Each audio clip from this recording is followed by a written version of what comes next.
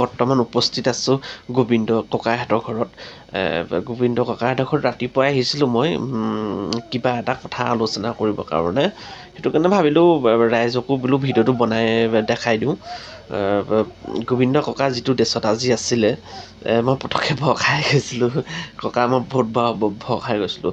তাৰপিছত মই তাৰপৰা যেতিয়া ওচৰত গ'লোঁ তেতিয়া মানে চালোঁ ককাই হয় দেই। তাৰপিছত ককা ভালে আছে, ৰাইজকো কিবা এটা কৈ দিয়ক। নমস্কাৰ।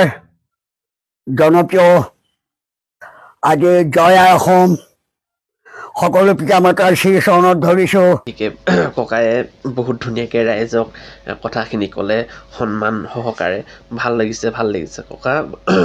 বহুত ভাল লাগিছে। আপোনালোকৰ ঘৰত আহিছোঁ আজি। আপুনি কিবা এটা কথা উত্থাপন কৰক আৰু।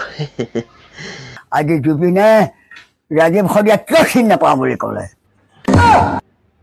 সেইটো কথা মই নাজানো দেই ককা।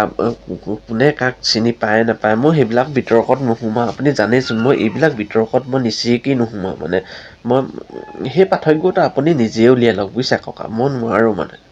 ইয়াৰ অৰ্থ কি? এইটো বুঢ়াটোৰ ওচৰত আহি মই আজি এনেই ফচিবহে মৰিলোঁ। সেয়া কিবা অৰ্থ বিচাৰি ফুৰিছে। এইটো বুঢ়াটো, এইটো জহনি মৰা বুঢ়াটো। হাৰি ককা সেই অৰ্থ এইটোৱেই দেই। অৰ্থ এইটোৱেই, গানবিলাক বেলেগ বেলেগ। গানবিলাক জুবিন দাই বেলেগকৈ গায়, শদিয়া কাইদেউ আমাৰ এইটো বেলেগকৈ গায়। কিন্তু ৰাজীৱে গায় আজি দেশৰ মাটি বাৰী গৰীবৰ কাৰণে তেওঁ আজি গীত গাই গৈছে। সেয়া আপুনি জানেইচোন। তাৰপিছতো আকৌ মোক সুধি থাকে। ককা মই বেয়া পাওঁ এনেকৈ সুধি থাকিলে মানে।